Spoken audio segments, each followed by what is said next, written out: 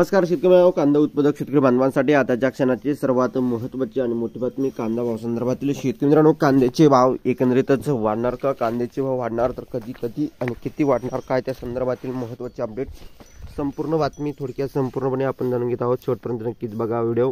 जर आवडला तर नक्कीच लाईक करा। सांगा आपल्या चॅनलवर नवीन असाल तर या ठिकाणी बघितलं तर आपल्या माझा शेतकरी YouTube चॅनलला सबस्क्राइब करायला सांगा करू शकता। कांदा संदर्भातील महत्त्वाचे अपडेट आहे। कांदा खरेदी घोटाळ्याची उच्चस्तरीय चौकशी करा।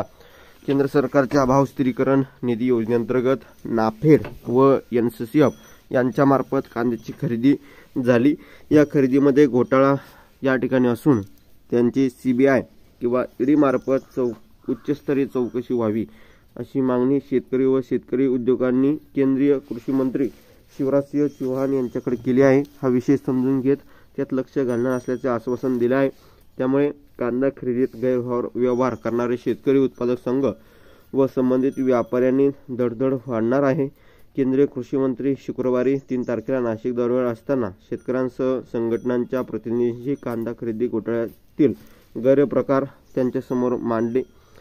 यावेळी अखिल भारतीय कृषी क्षत्रिय महासभेचे जिल्हा अध्यक्ष निवृत्ती निहारकर, जे किसान फार्मर्स फोरमचे संजय जाधव, छावा क्रांतीवीर सेनेचे शेतकरी आघाडी गोरखसंत या ठिकाणी आधी उपस्थित होते।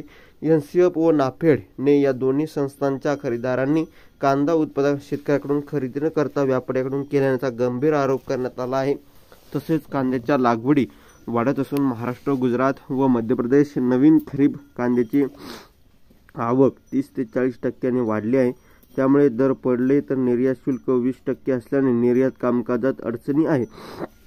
दुसरीकडे पाकिस्तान सारख्या कांदा उत्पादक देशात निर्यात शुल्क नसल्याने कमी दरात आखाती व इतर देशांमध्ये कांदा पुरवठा होत आहे। परिणामी भारतीय कांद्याची निर्यात कमी असून 20% निर्यात शुल्क तातडीने काढून टाका। जागतिक बाजारात कांद्याच्या निर्यातीला चालना देण्याची मागणी करण्यात आली आहे। धन्यवाद। लाईक, शेअर आणि सबस्क्राईब कमेंट करून जय महाराष्ट्र।